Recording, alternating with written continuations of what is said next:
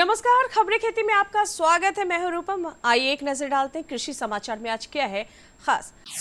अभी के मौसम में मुर्गी फार्म को नमी रहित रखें। फसलों में कीट प्रबंधन जैविक विधि से ही संभव। अच्छी फसल के लिए उन्नत प्रभेद से ही करें खेती। प्रदेश में कुल 9,41,000 हेक्टेयर चौड़ क्षेत्र है, जहां कृषि या संबद्ध इकाइयों में किसान सुचारू रूप से अपना कार्य नहीं कर पाते हैं। उनमें से कुछ क्षेत्रों में मुख्यमंत्री समेकित चौड़ विकास योजना के तहत मत्स्य पालन के लिए तालाबों में तब्दील किया जा रहा है। इस योजना में मत्स्य पालन के लिए तालाब का विकास, कृषि वानिकी एवं बागवानी के लिए सरकार द्वारा सहायता राशि का प्रावधान किया गया है। इच्छुक किसान अपने जिले के जिला मत्स्य कार्यालय में संपर्क कर सकते हैं। ये चौर विकास की योजना में 3 मॉडल प्रस्तावित हैं। 1 हेक्टेयर में 1 तालाब का निर्माण, 1 हेक्टेयर में 2 तालाब का निर्माण तथा 1 हेक्टेयर में 4 तालाब का निर्माण। इन तालाब निर्माण के साथ साथ कुल 1 हेक्टेयर में कृषि वानिकी और बागवानी को भी इंटीग्रेट किया गया है। ये इसी 1 हेक्टेयर में तालाब के साथ साथ इन 3 इकाइयों में से किसी एक का चुनाव कर सकते हैं।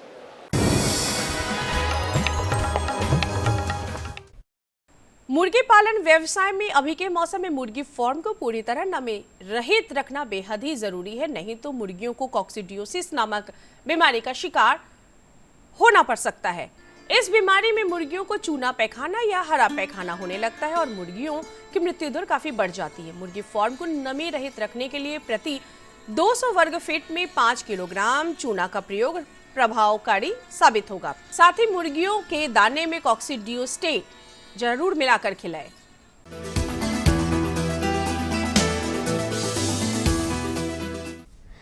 खबरें खेती में आगे बढ़ते हुए आज आपकी मुलाकात वैशाली जिले के फरीदपुर गांव के प्रगतिशील किसान प्रभुदयाल सिंह से, जिन्होंने अलान यानी मचान विधि और जैविक खाद के प्रयोग से करेला की सफल खेती की है। सीमांत किसानों के प्रदेश में किसान जब तक खेती योग्य भूमि की एक-एक इंच जमीन का इस्तेमाल फसल विविधता को अपनाते हुए नहीं करेंगे, तब तक उनकी प्रगतिशीलता के प्रयास रंग नहीं ला पाएंगे। वैशाली जिले के फरीदपुर गांव के एक किसान है प्रभुदयाल सिंह, जो प्रगतिशील और सफल किसान हैं। इन्होंने जैविक खेती के महत्व को समझते हुए रासायनिक खाद और कीटनाशकों से तौबा कर लिया। जैविक खाद के प्रयोग से करेला की खेती करते हैं और करेला की खेती मचान या यूं कहा जाए कि अलान विधि से करते हैं। अलान विधि में करेला जमीन के ऊपर मचान पर फैलता है और नीचे की जमीन खाली रह जाती है, जिस पर प्रभुदयाल मूंग की खेती भी कर लेते हैं।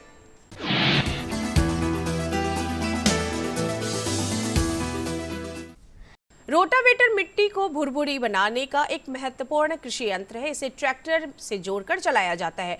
रोटावेटर का उपयोग खेत की पहली जुताई के पश्चात मिट्टी को भुरभुरी बनाने एवं मिट्टी की नमी को बनाए रखने में किया जाता है। खास बात यह है कि इसकी मदद से फसल के अवशेष को काफी आसानी से हटाया जा सकता है। रोटावेटर में लगे blade, gear, bearing, oil seal इसे हर प्रकार की हल्की और मध्य मिट्टी में काम करने में सक्षम बनाता है। यह मिट्टी को तुरंत तैयार कर देता है, जिससे पिछली फसल की मिट्टी की नमी को फिर से इस्तेमाल में लाया जा सकता है।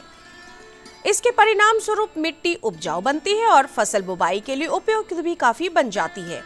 इससे फसल इस्तेमाल में किसान बीज गहराई तक लगा सकते हैं। यह कृषि यंत्र फसल अवशेष प्रबंधन के लिए भी काफी कारगर कृषि यंत्र साबित होता है। रोटावेटर की विशेषता यह है कि प्रगतिशील किसान के लिए बेहतरीन विकल्प है।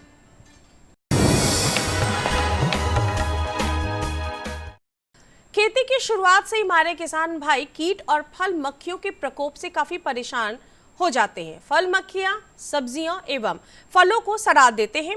जैविक विधि से सब्जी एवं फलों को फल मक्खियों से छुटकारा दिलाने की एक तकनीक है फ्लाइट किट।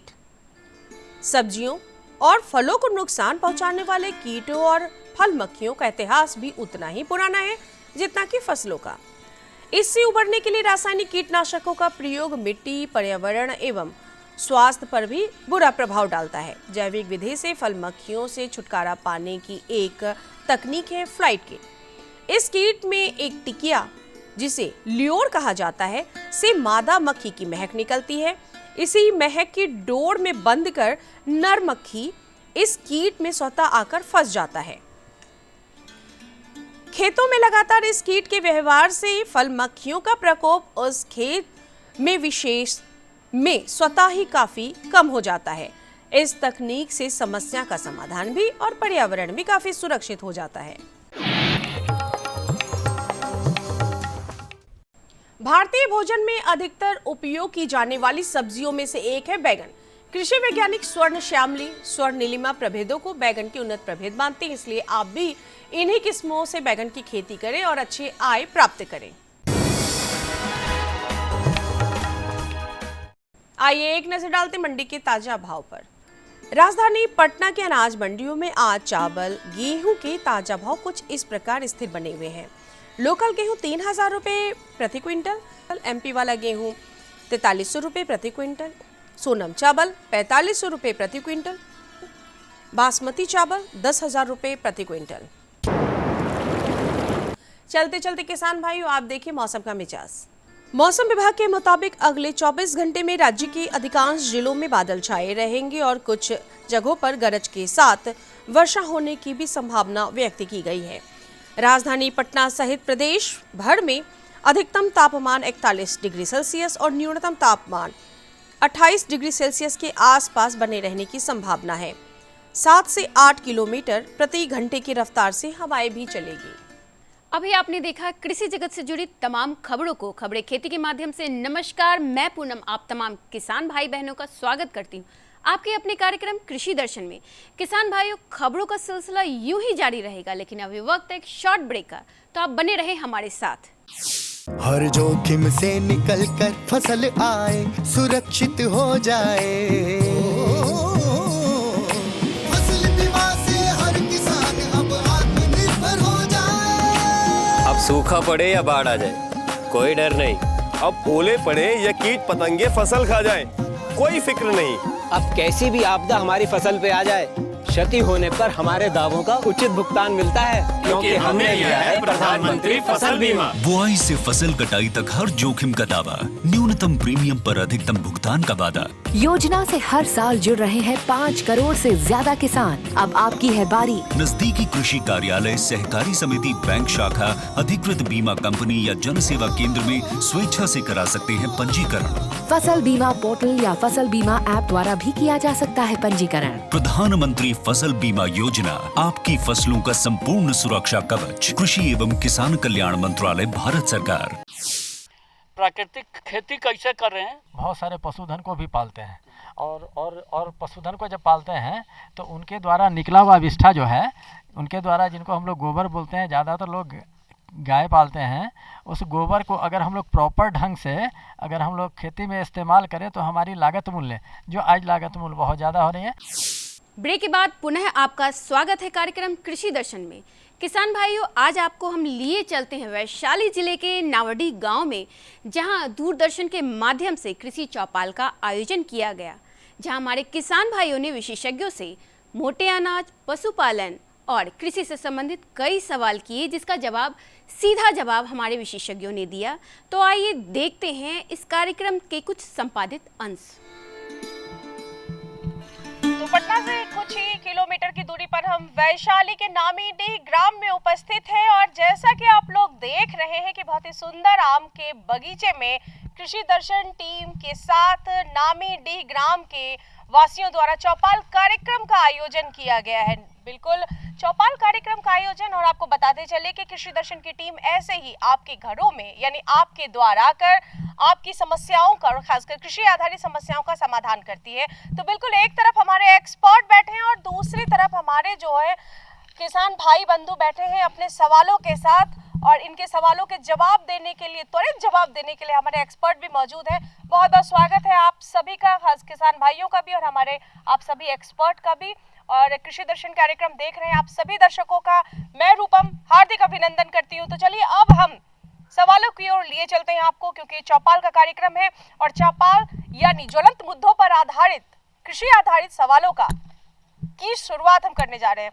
तो किसान भाइयों, आप तैयार हैं अपने सवालों के साथ? तो चलिए, मैं सबसे पहले मैं जानना चाहूँगी, आप बताएं, अपना नाम बताएं और अपना सवाल जरूर बताएं हमारे किसानों को। जी, मैं हरिवंश नारायण सिंह, घर धोबौली, प्रखंड विद्युपुर, वैशाली जिले का वासी हूँ।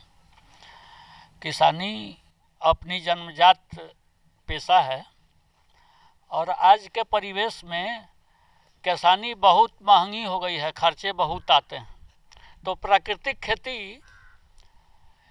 पे की ओर हम लोग मुड़ना चाहते हैं, मुड़े भी हैं, और संयोग से हम लोग प्रकृति के द्वारा प्रदत्त इस आम्र कुंज में, आम के बगीचा में बैठे हैं।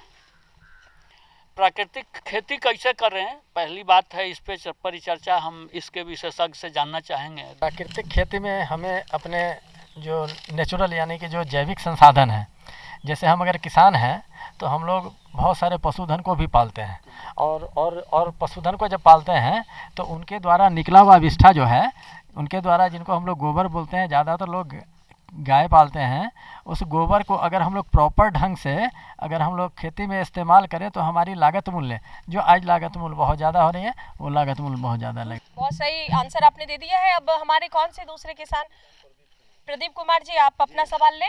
भारतीय कृषि में पशुपालन का, पशुधन का बहुत महत्व है।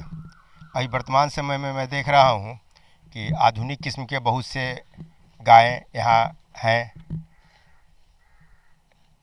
पुराने नस्ल के गाय के संवर्धन में सरकार का क्या दृष्टिकोण है, जो कृषि के लिए भी और हम लोग के लिए भी कारगर हो, ऐसा हम जानना चाहेंगे। संवर्धन और पुराने, चलिए सर जवाब दें। ऐसा है कि अभी तक हम लोग दुग्ध उत्पादन ज़्यादा पाने के लिए हम लोग क्रॉस ब्रीड की ओर ज़्यादा बढ़ गए थे, लेकिन अब जैसा कि हमारे पशुपालक भाई ने कहा कि हम परंपरागत या पुराने गाय को कैसे हम लोग वापस लाएं, इसके लिए सरकार की क्या, तो समग्र गव्य विकास योजना के अंतर्गत पशुओं को, जो देसी पशु हैं, उनके संवर्धन और संरक्षण में काफ़ी प्रोत्साहन दिया जा रहा है।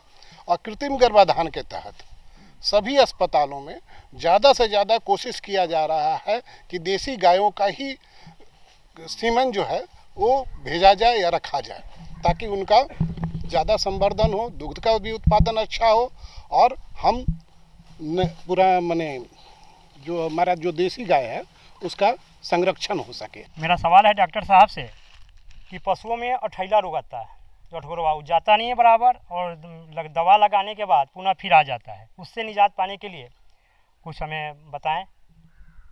अठैला रोग की रोकथाम के लिए क्या करना है? अठैला रोग की रोकथाम के लिए क्या करेंगे? अठैला रोग को दूर करने के लिए ऐसे तो पशु अस्पताल में या मार्केट में बहुत तरह की केमिकल और दवा मिलती है, उसको आप डाइल्यूट करके पशुओं पर लगा सकते हैं, लेकिन किसान भाई ने हमारे कहा कि बार बार ये होता ही रहता है। इसके लिए आप नियमित तौर पे, चाहे वो गाभिन हो या सामान्य हो, दोनों ही परिस्थिति में आप नीम का बहुत अच्छा उपयोग कर सकते हैं। नीम में आप नीम को उबाल लीजिए, आधा से भी कम कर लीजिए, उसको आप एक बर्तन में रख लीजिए और उसका नियमित पशुओं के ऊपर लगाना अगर आप करते हैं तो वो आपको अठैला से मुक्ति देगा। दूसरा चीज़ कि अठैला रोग, देखिए अठैला जो क्या कहते हैं, चमोकन जो होता है, वो छोटे छोटे सर्विक्स या क्या कहेंगे उसको, क्रैप्स में फंस जाता है या ईंटा के दरार में फंस जाता है, तो उसको भी बचाने के लिए आप कर सकते हैं कि नीम का धुआं अपने गौशाला में करें, तो उससे भी आप बचे रह सकते हैं। बहुत बहुत धन्यवाद डॉक्टर साहब, आपका बहुत अच्छी जानकारी। और हमारे किसान भाई अपना सवाल। थनैल रोग के लिए थनैल हो जाता है, छिम्मी मर जाता है, उसके बाद है कि मैंने सीमेंट दबाते हैं, गभी नहीं रहता है बराबर, बहुत दिन हम परेशान होते हैं, जिससे थन बर्बाद हो जाता है, दूध का उत्पादन काफ़ी घट जाता है, और उसको बचाने के लिए उसका सबसे पहले कारण जानना जरूरी है। बीमारी के वजह से हो रहा है तो बीमारी का उपचार होगा, लेकिन सामान्यतः जो हम लोग बचाने के लिए रख रखाव में कर सकते हैं कि कोशिश हमारी हो कि जहाँ से दूध निकलता है ऑर्फिक्स जिसको कहते हैं ऑर्फिस, तो ऑर्फिस से हमारा गंदगी का माने क्या कहें कांटेक्ट कम हो, है ना। उसके लिए क्या करना है कि हम पहले गाय को जब भी दूध दूहें तो हाथ धो करके धोएं, साबुन से धो लें, उसको हाथ कपड़े से पोंछ लें। दूसरा चीज़ कि थन को मार्केट में एक पोटासियम परमैंगनेट करके दवा आती है, उसकी छोटी सी गोली या कोई भी एंटीसेप्टिक जो आप इस्तेमाल कर सकते हैं, उसको पानी में डाल करके पहले थन को बढ़िया से पोंछ लें। उसके बाद उसका मिल्किंग करें। मिल्किंग में भी फुल हैंड मिल्किंग करें, ना कि नकलिंग माने इस तरह से न करें और या स्ट्रिपिंग ना करें। उससे क्या होता है कि अंदर का ब्लड वेसल जो होता है वो डैमेज हो जाता है। और ब्लड और milk good source of bacteria है। अगर दूसरा चीज़ ध्यान रखना है कि हमारा गौशाला हमेशा साफ़ सुथरा रहे। जब गाय बैठती है तो क्या होता है कि कभी गोबर पे बैठ गई तो ऑर्फिस के माध्यम से माने उस रास्ते से गोबर घुसने का चांसेस रहता है। दूसरी बीमारियां तो बहुत है, जैसे रिटेंशन ऑफ प्लेसेंटा माने जर अगर सही समय पर नहीं गिरा उसके वजह से भी थनैला होता है, लेकिन उसका उपचार होता है। लेकिन हमारे रख रखाव के वजह से अगर थनैला होता है तो किसान भाई उसका ज़्यादा ध्यान रखना चाहिए। प्रधानमंत्री किसान सम्मान निधि, उसका लाभ उन किसानों को मिलेगा जिनके पास 5 एकड़ से कम भूमि है। आजादी के बाद देश के इतिहास में किसानों के लिए बनी ये सबसे बड़ी योजना है प्रधानमंत्री किसान सम्मान निधि। इस योजना के तहत 2 हेक्टेयर तक की जोत वाले किसान परिवार को 6,000 रुपए का सालाना भुगतान होगा, जो पात्र किसानों को 2-2 हजार की 3 किश्तों में सीधा उनके खातों में जमा होगा। इन पात्र परिवारों का चयन राज्य सरकार कर रही है। इस योजना का पूरा खर्च भारत सरकार वहन कर रही है। सम्मान, जिस पर हमेशा अन्नदाता का हक था, उसे अब वो सीने पर लगाकर घूम भी सकेगा। प्रधानमंत्री किसान सम्मान निधि, किसान की किसानी का नया अभिमान। फसल है और उसके किनारे ज़्यादा लगता है तो हम पीले फूल पर वो ज़्यादा आकर्षित होता है कीट, तो हम उसके बगल से गेंदा का फूल लगा करके उस पर जो है मक्खी उस पर ज़्यादा उसका अटैक करेगी। आप देखते होंगे पूर्व के ज़माने में पहले खेतों में लोग मिट्टी के हांडी में पीले रंग का लेप लगा करके और खेतों में डंडा के सहारे खड़ा करता था और उस पर कुछ चिकना पदार्थ ग्लिसरीन हो या ग्रीस लगा देता था, जो भी मक्खी उस पर आके उसमें सट जाता था। मैं मनोज कुमार सिंह नामीडी ग्राम से आता हूं और हम कृषि से संबंधित किसान हैं। हमारे यहाँ खेती से जो भी उत्पाद हम करते हैं, चाहे वो फल हो या अन्न हो, तो उसमें उसके प्रोसेसिंग में क्या बिना रसायन के प्रोसेसिंग किया जा सकता है? पहले अनाज को जो भंडारण करते हैं, सबसे पहले उसे धूप में सुखा करके और उसे पहले सीधे डायरेक्ट उसके बोरी में नहीं पैक करें, उसको छाया में पैक करके छाया में सुखा के तब उसका पैकिंग हो, प्लास्टिक बैग में उसका पैकिंग हो, वो सुरक्षित रहेगा। यह आजमाया हुआ है। इसी तरह से सब लोग अब आज के डेट में कर रहे हैं। इसमें पहले देहाती नुस्खा था, नीम के पत्ती भी उसमें अन्न में लोग डाल दिया करते थे, उससे भी संरक्षित होता था। यही मैं मिलन सिंह बोल रहे हैं। सबसे बड़ा यहाँ पर है कीटनाशक सभी प्रकार के कृषि में ज़्यादा सा उसको आकर के और उसको बर्बाद करता है। उसको लिए कुछ बताया जाए। देखिए, कीट प्रबंधन के लिए हम लोग 3 प्रकार के प्रक्रिया अपनाते हैं यहाँ पर। एक तो हुआ रासायनिक विधि से और तीसरा हुआ जैविक विधि से। तो उसके लिए आपको यांत्रिकरण विधि का मतलब है फेरोमोन ट्रैप उसमें लगा सकते हैं, उसके लिए लियोर आता है, उसमें लगा करके उसको कीट प्रबंधन कर सकते हैं। हम लोग उसको आजमाए हुए हैं, आम में भी लौकी में भी इनके खेत में लगा करके हम लोग आजमाए हुए हैं, वो सफल रहा। और दूसरा है उसका जो जैविक प्रबंधन है तो जैव विधि से भी उसका हम प्रबंधन कर सकते हैं। नीम बेस्ड जो है दवा का प्रयोग करके, नीम का तेल का प्रयोग करके उसको हम 70 से 80% तक उस पर हम काबू पा सकते हैं। और भी तरीका है उसमें, जैसे अब कोई फसल है और उसके किनारे ज़्यादा लगता है तो हम पीले फूल पर वो ज़्यादा आकर्षित होता है कीट, तो हम उसके बगल से गेंदा का फूल लगा करके उस पर जो है मक्खी उस पर ज़्यादा उसका अटैक करेगी। आप देखते होंगे पूर्व के ज़माने में पहले खेतों में लोग मिट्टी के हांडी में पीले रंग का लेप लगा करके और खेतों में डंडा का सहारे खड़ा करता था और उस पर कुछ चिकना पदार्थ ग्लिसरीन हो या ग्रीस लगा देता था, जो भी मक्खी उस पर आके उसमें सट जाता था। तो ये भी विधि है, यंत्रीकरण विधि से भी। मेरा नाम मुकेश कुमार शर्मा, नामिनी ग्राम से आते हैं। मेरा सवाल ये है कि धान के किस्म और बुआई का सही समय और अधिक पैदावार के लिए क्या उचित सलाह? हाँ, धान के बुआई से पूर्व पहले तो हम लोग बीज का केमिकल उपचारित करते हैं, ठीक है, जिससे उसमें होने वाले उगने वाले फंगस और जो उनके जो कीट वगैरह होते हैं वो, अगर जैसे उसमें बहुत सारे केमिकल है, मेबेंडाजोल और इस तरह से कई केमिकल्स हैं, और उनको अगर हम लोग वो बीज को उपचारित करके अगर हम लोग धान को रोपते हैं तो हम लोग उन चीज़ों से बच सकते हैं। तो आपको इसके लिए कार्यक्रम कृषि दर्शन भी देखना पड़ेगा प्रतिदिन शाम के 5:30 बजे से, सोमवार, बुधवार और शुक्रवार को। तब आप जान पाएंगे, क्योंकि हम जो है ज्वलंत मुद्दे पर और आने वाला जो भी फसल की बुआई करते हैं, तमाम बातों की जानकारी हमारे एक्सपर्ट देते हैं। कृषि विभाग के सभी साइंटिस्ट और वैज्ञानिक इस कार्यक्रम के माध्यम से देते हैं। तो बिल्कुल अब तो मैं चाहूँगा कि मोटे अन्न की खेती किसान कैसे करे, इस पे प्रकाश डाला जाए। जैसे पहले तो कि आपको, जैसे अभी बहुत लोग इस बीज को पहचानते नहीं हैं, ठीक है, तो उसके लिए पहले आप इन चीज़ों के लिए, जैसे हमारे यहाँ किसान के लिए कृषि विभाग से इस बार एक क्लस्टर योजना बनाने की एक योजना है, जिसमें 25 किसान जुड़ेंगे और 25 एकड़ मतलब उसमें 25 एकड़ ज़मीन होगा और एक आदमी का मैक्सिमम 2 एकड़ ज़मीन होगा। और उस क्लस्टर में, यानी कि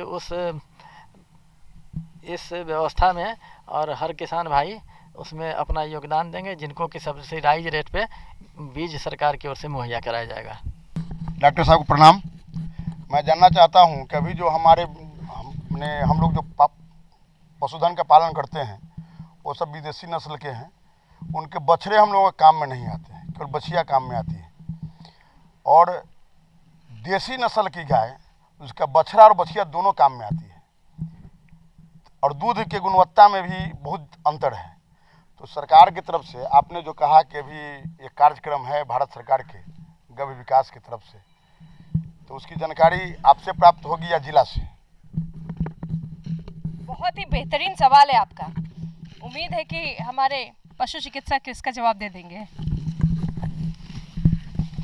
ऐसा है कि पशुओं के संरक्षण के लिए जो देसी गाय या बछड़े का जो जन्म होता है, उसका सीमेन जो है वो हमारे यहाँ तो उपलब्ध रहता है। और जहाँ तक बात है योजना का, तो योजना के लिए जिला में जिला गव्य विकास पदाधिकारी होते हैं। तो जिला गव्य विकास पदाधिकारी का इस संबंध में पूरा ज्ञान रहता है और सारी योजनाओं का संचालन उन्हीं के द्वारा होता है, और उसमें आपको सहयोग करेंगे। बहुत बहुत धन्यवाद आपका, बहुत बहुत धन्यवाद। आप हमारे कृषकों का, अन्नदाता भाई बंधुओं का, प्रगतिशील किसानों का और हमारे एक्सपर्ट का भी बहुत बहुत धन्यवाद कि छोटा से चौपाल कार्यक्रम कृषि दर्शन की टीम आपके घर आकर, नामी डी ग्राम आकर वैशाली में बखूबी चौपाल कार्यक्रम का आयोजन करती है। और जैसा कि आप देख पा रहे हैं, हमारे एक्सपर्ट हमारे सभी किसानों के जो ज्वलंत सवाल उसका जवाब दे रहे थे। और आप देखते रहे कार्यक्रम कृषि दर्शन, बहुत से ऐसे सवाल और बहुत से ऐसे जवाब जो आप जानना चाहते हैं। तो हमारे देश के अन्नदाता प्रगतिशील किसान भाई बंधुओं का बहुत बहुत धन्यवाद। तो किसान भाइयों, आपने देखा कृषि दर्शन कार्यक्रम में हम आपको सीधा मंच देते हैं कृषि चौपाल के माध्यम से, जिसमें आपने कई सवालों के जवाब सीधे प्राप्त किए, मोटे अनाज, पशुपालन और कृषि से संबंधित। अब वक्त है आपसे विदा लेने का। अगले अंक में हम फिर हाजिर होंगे ऐसे ही कुछ नई और खास जानकारियों के साथ। तब तक मुझे और पूरी कृषि दर्शन टीम को दे इजाजत। नमस्कार।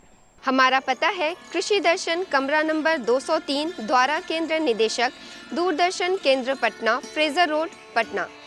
हमारा ईमेल एड्रेस है director@ddkpatna@gmail.com और kddkpatna@gmail.com।